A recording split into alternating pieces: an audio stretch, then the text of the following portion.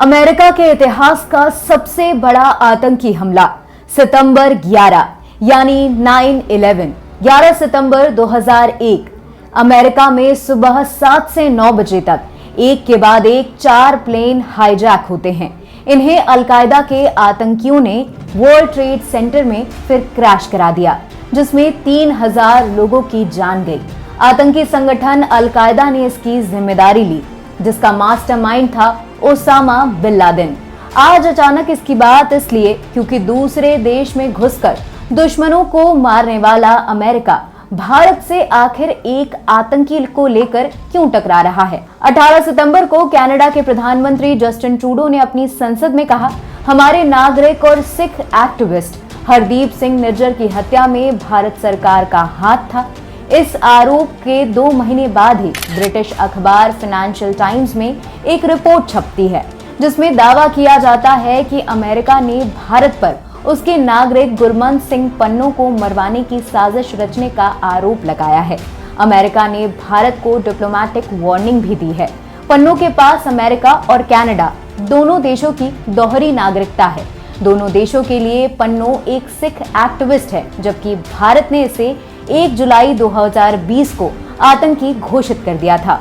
America और Canada में बैठकर पन्नू भारत के खिलाफ हमले की साजिश रचता है। ऐसे में सवाल उठता है कि भारत के आतंकी को अमेरिका आखिर क्यों बचा रहा है, जबकि खुद अमेरिका ने दूसरे देशों में अपने दुश्मनों को मारने के लिए कई ऑपरेशन चलाए हैं।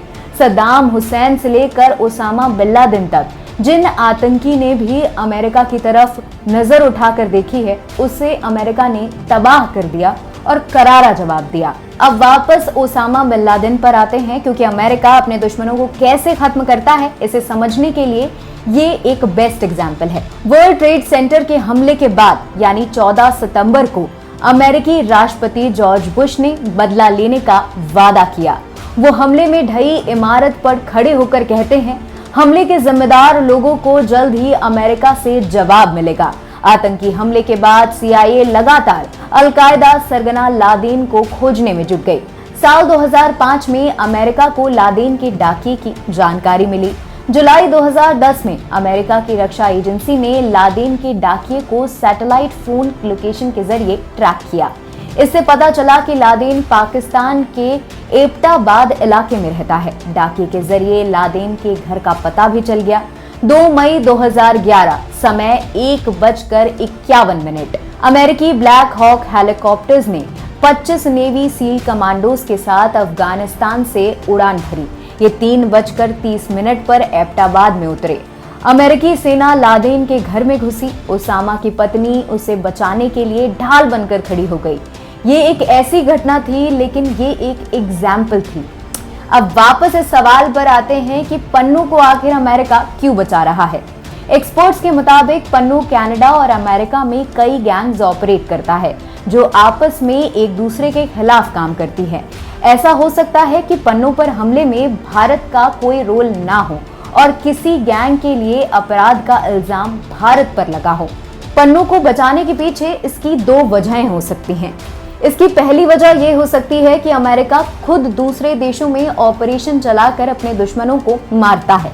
हालांकि वो भारत से उम्मीद करता है कि एक लोकतांत्रिक देश होने के नाते वो अंतर्राष्ट्रीय कानून का पालन करे।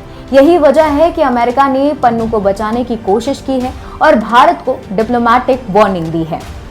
दूसरा कारण है, पन्नू के पास कनाडा के अलावा अमेरिका की भी नागरिकता है। ऐसे में सभी देश अपने नागरिकों की सुरक्षा की गारंटी देते हैं। इसी वजह से पन्नू को बचाने की शायद अमेरिका कोशिश में लगा है। उठ रहे सवालों के बीच भारत के विदेश मंत्रालय ने एक बयान जारी किया है। विदेश मंत्रालय के प्रवक्ता का कहना है, हाल ही में भारत और अमेरिका के बीच रक्षा सहयोग पर बातचीत हुई है। इस दौरान अमेरिका पक्ष ने संगठित अपराधियों, अवैध बंदूकों के कारोबारियों, आतंकवादियों और अन्य को लेकर हमारे साथ कुछ जानकारियां भी साझा की थी। ये जानकारियां दोनों देशों के लिए चिंता का विषय है और उन्होंने फैसला लिया कि इस पर जरूरी कदम उठाए जाएंगे। भारत ने अपने स्तर पर इन जानकारियों को गंभीरता से लिया है, क्योंकि ये हमारी राष्ट्रीय सुरक्षा के हितों से भी चोट पहुंचा सकती है, यानी हमारी राष्ट्रीय सुरक्षा को पूरी तरह से निश्ता नाबूद कर सकती है। अमेरिका की ओर से दी गई जानकारियों के पहले ही संबंधित विभाग जांच कर रहे हैं। लेकिन जिस तरह से कनाडा ने खुलकर भारत का नाम लिया था, उस तरह से अमेरिका ने सार्वजनिक तौर पर अभी कोई बयान जारी नहीं किया है और कई मायनों में अमेरिका को भी भारत की जरूरत है। इस लिहाज से अमेरिका और भारत के रिश्तों पर शायद ही कोई इसका गहरा असर पड़ेगा।